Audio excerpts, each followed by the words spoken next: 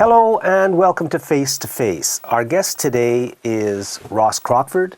Ross is co-founder of johnsonstreetbridge.org. And what that website is about is, of course, everything that's been going on with the Blue Bridge, the Johnson Street Bridge, over the past many years.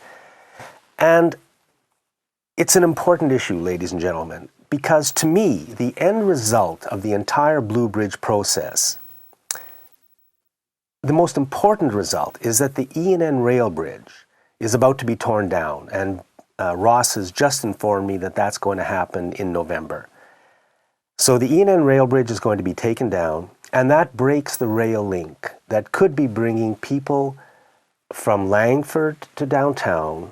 We could have trains running every 10 minutes, and there's no reason that we have not had that for the last 20 years, but we don't.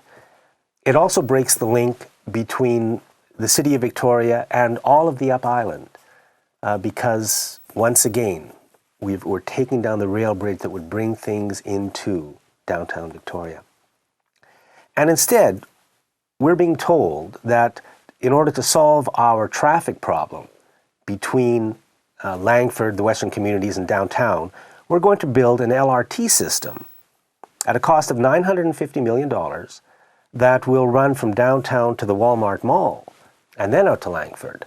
And I think that de facto that is going to make Walmart and the Uptown Mall the new center of the city, especially as it will become the hub for new rail systems that run out to the university and up island or up the peninsula to the airport and the ferry terminals. Now remember the price difference, $50 million to have rail running between Langford and downtown on the E&N, $950 million, which we're expected to pay to get an LRT system out to Walmart Mall and then to Langford. And I really don't like the way that I think the people of this city have been manipulated into all of this by the provincial government, the media, our city staff, and our city government, the Chamber of Commerce, the NDP, and etc. I think that something is very wrong with all of this process. And I think that we citizens have got to wake up and demand a closer look at everything that's been happening, because this is big money and it really will determine in many ways the future of this city, because rail is the future. So Ross, you just told me that the CRD is now about to put $8 million into the car bridge, the new bridge that's being built, but still no rail. That's right. There was a whole bunch of sort of new information came out about the project on October 6th. And this was one of the things, is that the Capital Regional District is putting in $8 million into the bridge, and as a resident of Victoria, I'm very happy about that. It reduces the overall amount of borrowing that the city, taxpayers have to undergo. But the thing that kind of surprises me was that for the longest time, when there was discussion about the Capital Regional District putting money into the bridge, it was mainly because they wanted to see the rail connection to downtown preserved, that this was the only way that you were going to have commuter rail operating on the E&N, and ultimately to have the E&N project as a whole succeed all the way up the island, is that you had to have this connection to downtown Victoria. Now they're putting in the $8 million, and it seems they don't really care what it's used for, or that it's going to be used just basically for a bicycle path or a multimodal path. Of course, such things are necessary, but the rail link is essential not just to the people of the region, but to the entire island. So originally, the CRD said they would put in money if it meant saving or putting a new rail bridge onto what's going to be built. Yes. But now they've just put the money in, $8 million, and thank you very much, CRD, and all of you people for the $8 million, as I'm now living in Victoria as well. But no rail. So can rail be put as a prominent part of this entire new bridge process that they're doing? Well, this is a question that we have to have answered. prior to the referendum, the attitude of the engineers working on this project was, sure, it's just a matter of coming up with the money to be able to pay for it. And the cost of that was estimated to be about $12 million. And the attitude of the City of Victoria was, we're not going to pay the whole $12 million ourselves, but if some other government comes in and puts in something, we will pay for a chunk of it. And even as late as the end of last year, they were saying we will take $5.5 million out of our capital reserves. And if the balance comes in from somewhere else, then that's great, rail's in. Now we have $8 million that's coming from the CRD, which means the city would only have to put in $4 million, but there seems to be no discussion of rail. The question now is, as far as the design of the bridge is concerned, is has it advanced to a point that it is possible or impossible to put rail back in? We don't know. Victoria councillors have not asked that question of the engineers. And the reason why I think they should ask that question is because the project itself may be on hold for quite a while. And one of the things that came out of the discussion on October 6th was that there is this telecommunications duct which is underwater. It's a meter wide. It contains all of these fiber optic cables that go to CFB Esquimalt. They're very important, highly secure, highly sensitive. And moving this communication duct is going to take a year, and that in itself is going to cost $2.5 million. Okay, just stop for 1 second at the TELUS duct. Maybe we can just draw the picture for people. The old bridge is going to remain in place while a new automobile bridge is built. Is that the plan? The plan is to build the new bridge directly north of the roadway span. Right? In November, they're going to start taking down the old railway span that's sticking up in the air right now, and directly next to the road bridge, which will stay open, they are going to build the new road bridge. And the question is how much of that work can they do while this duct is still in the way? And because if they can't do any real work on the new bridge, the engineers have said it's going to be impossible to do any kind of, sort of preparation of the foundations, right? You have to build cofferdams. So they have to get rid of this duct. Yeah, they have to move the duct. So that's going to take a year. Okay, so that means that there is lots of time for City Council to ask the engineers, can we still put rail on in the plan? Yes. And I think you're saying, and I'm certainly saying, yes, let's do that. Let's put rail back into the plan. Absolutely. So, but the trouble is that the councillors and the CRD yet have not really pushed for that kind of answer yet. Now, this is just a question that has to be asked. Why can't rail be put? Right. The reason that has been given, and the reason why the City of Victoria staff wanted to get rail out of the design in the first place, was because there is this deadline to have the project finished by March of 2016. That's what they say. And that is the deadline for $21 million in federal money. But now there's been a 1-year delay.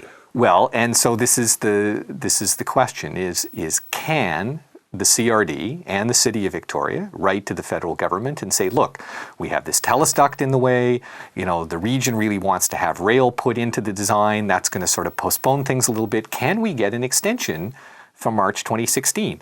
But they have not seen fit to ask such a question. And I think they should.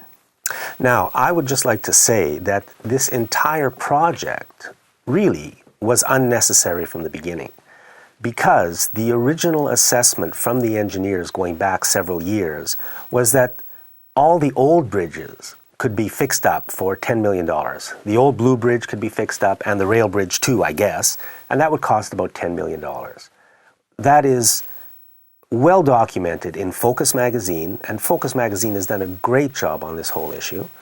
But that is documented. They have the email, about less than $10 million, I think, to fix up the old bridge and keep everything kind of the way it was. But by the time city staff and City Hall and the media had finished with all this, they were telling us that it was going to cost more to fix the old bridge than it would be to build a new bridge. So people voted, believing that, people voted to build a new bridge. Now, because we have to have a new bridge, the rail bridge has to come down. Do you see where we're going? And now, because the rail bridge is gone, we can't have the ENN. We've got to build a $950 million light rail system out to Walmart. Now, maybe this all makes sense, but don't you think we should be part of the decision-making here? Well, it makes tremendous sense if you are an engineering firm, especially if you're one that specializes in new construction. The overall attitude, what seems to sort of be pervasive in all of this, is that people are not really, or I should say, the powers that be are not really interested in fixing what we have. They're really interested in building new stuff. As far as the old bridge was concerned, it was that estimate was $8.6 million, but that was sort of in a discussion that was had prior to presentations, the initial presentations that were made to the councillors way back in April of 2009 about whether they should pursue repairing the existing bridge or replacing it. And then it only came out after Focus magazine uncovered that about a year later.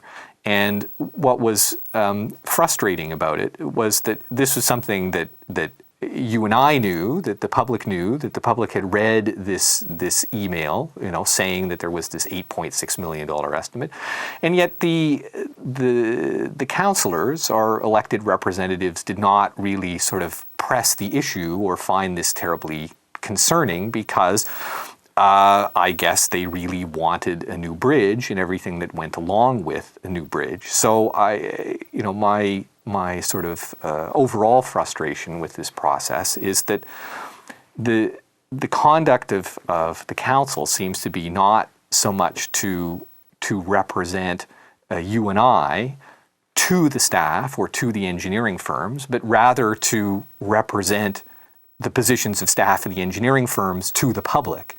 And that's something that has to be a point of concern, and certainly something that has to be asked of people who are running for re-election this November as well.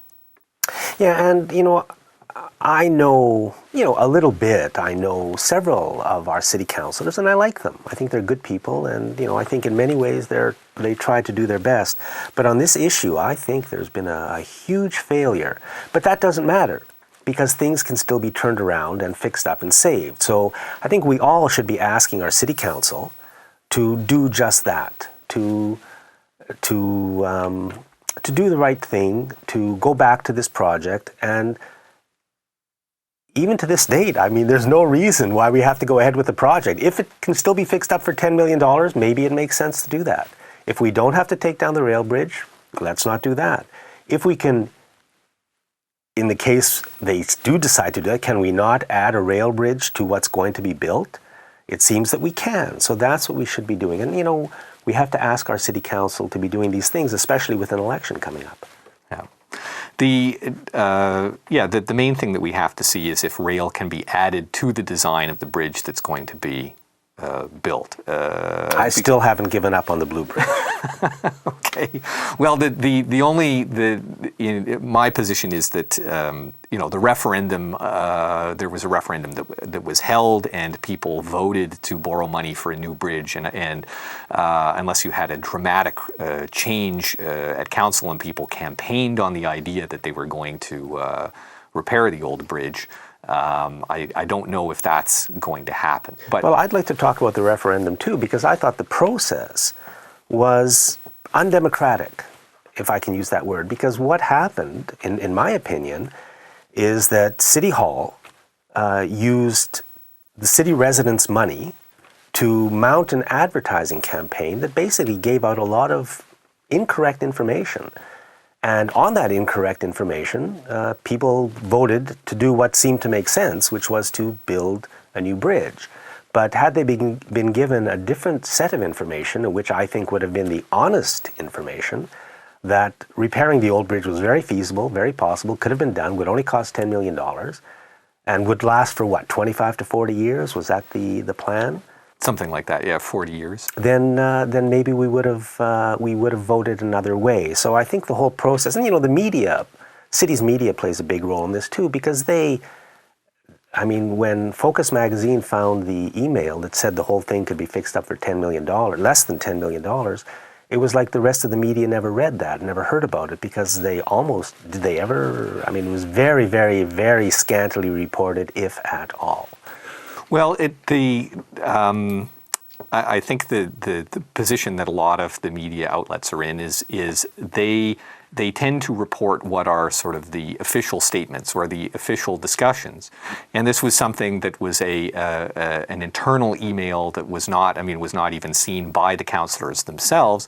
This was between city engineering staff and the consultant engineers, and so and the media outlets are sometimes hesitant to report on reporting that somebody else has done, because then it makes themselves, they're basically promoting good work that has been done by a rival, and so it generally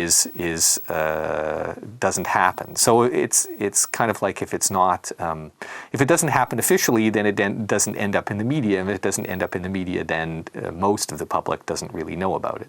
Well, you have a much better take on the media than I do. I think the media reports exactly what it wants to report, and it didn't report on that issue and many, many, many other issues of huge importance to this city, this province, and this country, and this planet, because the media is totally corporate. That's my take on it, but that's another story. Would you like to talk about the role of staff, or would you like to talk about the shorter lift span? Well, just some of the other things that came out on October 6th, which are interesting. As people may have heard, there was some discussion about the fact that this bridge is not going to be exactly as it was originally advertised, that there have been a few changes that have been made to it. And this is because the mayor signed a contract in the end of March or April of this year, basically a new sort of deal with the consultant engineers. And it had as an attachment all of these various terms of what this new bridge is going to look like. One of the things that's in that contract is it is not going to have rail.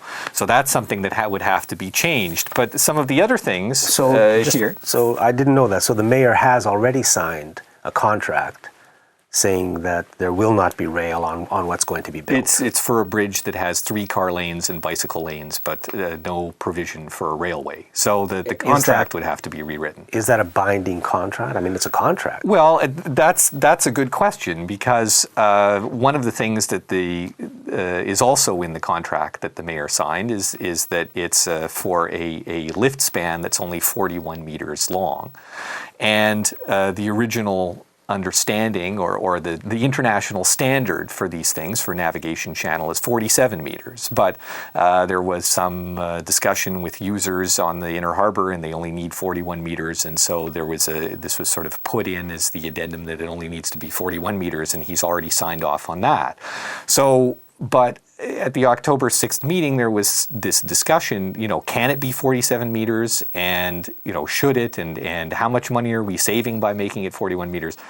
And so that suggested that actually it can be rewritten or adjusted, this contract. So in other words, of course the mayor has to sign contracts, somebody has to move things along, but it seems like there is still a chance that rail can be a part of this project. And remember, folks, that will potentially save us hundreds of millions of dollars if we can use the E&N as a commuter line.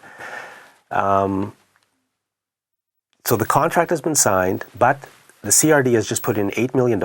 Yeah. And the city said in the past that if the CRD put in that kind of money, then the city would put in some money as well to make rail a part of the new project. And the total cost for all of that would be about $12 million. So we can have the rail bridge for $12 million? Yeah. Please, ladies and gentlemen, now that the CRD is involved, phone your city councillors, no matter which part of the city you live in, and say, I want rail. If you do. If you don't, then that's another story. Yeah. Because, and this is the reason why I think it's important to all of your listeners, is that everyone is invested in it now, right? The entire region is putting $8 million into this, and so the entire region should have some kind of say about what it is that they want on this bridge. And my understanding is that this design should be capable of handling rail, and it's just a matter of telling the engineers that you want it and ponying up the cash to be able to pay for it. So since the cash is already being ponied up, let's make sure that it's a bridge that the region wants. And is so important. I mean, what is more important as we move into the future than rail? Rail is the way of the future. And we're being told we have to spend an extra $900 million to build that rail to Walmart and the Uptown Mall. Maybe that makes sense, but... Well, the advantage of if you can make commuter rail work on that line between Langford and Victoria, then, you mean? Yes, then that helps the ENN project generally, the entire thing, the entire corridor all the way up to Courtenay and out to Port Alberni, because you have to have traffic moving along that line, obviously, in order to be able to justify the expense of upgrading the entire thing. The important thing to remember is that the ENN is not just a commuter rail service, but it's also a freight rail service. The $950 million LRT that we're proposing to build is basically only going to move people. It's not going to have any kind of freight capacity whatsoever. So the ENN is, I would argue, even more versatile than the LRT system that's being proposed, and costs less money. We shouldn't just blame City Council on this, because the provincial government has been derelict for decades on this issue, and the federal government probably even worse. I mean, you have to ask yourself, what is going on? And that's why this whole Occupy movement is starting, because everybody knows that things are very, very wrong in this country. What we're seeing here is just one small example of all of that. Yeah. The provincial government has said that it will put $7.5 million into the ENN railway.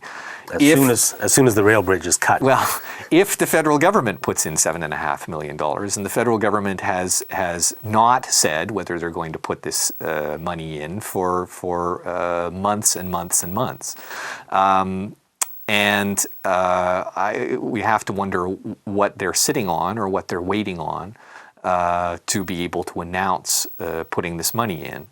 Now, $15 million to upgrade the ENN railway is not going to be probably enough to make the entire thing function to the degree that we need. I mean, the analysis that was done for the province a couple of years ago was really, it's something more on the order of $100 million to... And that would be right up island. Right.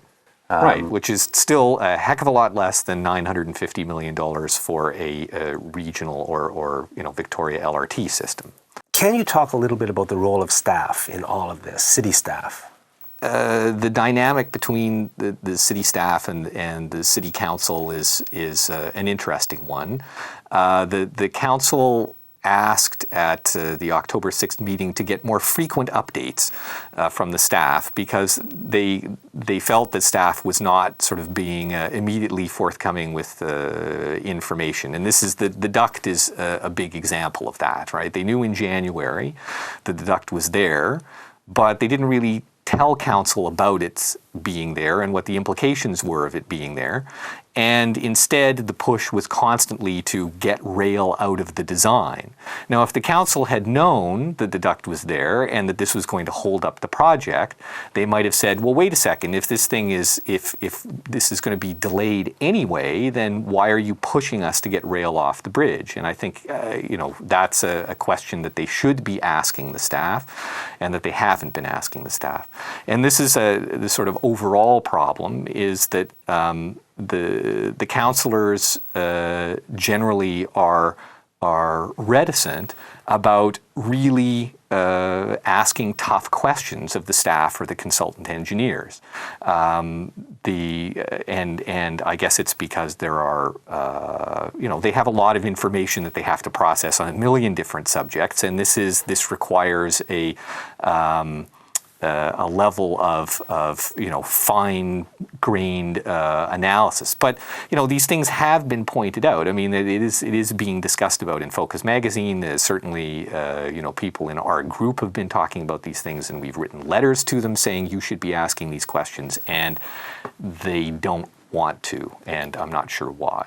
So we, the members of the public, should also be putting some focus on city staff and asking our councillors, and maybe can we ask staff directly? Do we have that privilege as mere citizens and residents? Of course, yeah. Definitely you can ask them. Who are the staff people we're discussing? The particular, the sort of the identified group that is sort of supervising the project is the city manager, Gail Stevens, and the bridge project manager, who is Mike Lai, and the director of operations, Peter Sparanese, and the director of communications, who's Katie Josephson. And they're the sort of the group that is kind of on task with this bridge project, on a daily basis, so it's certainly possible to ask questions of them directly. But my concern is that the job of the council, as I see it, is to be advocates on behalf of you and I, the taxpayer, who are going to pay for this entire thing, and the salaries of all the people who are working on it, to ask some very tough questions on our behalf. And they're not doing that. Instead, they seem to be constantly defending what City Hall is doing, and they're being sort of advised by the mayor, your job is to go out and talk about all the great stuff that we're doing and how wonderful this is all going to be. And I'm just saying, well, that's a very different understanding than I have of my elected representatives. I'm not paying you to be the PR department of City Hall. I'm paying you to be an advocate on our behalf. I think that's about as important a message as we can all get. We're out of time. Thank you very much, Ross. And thank you for watching Face to Face.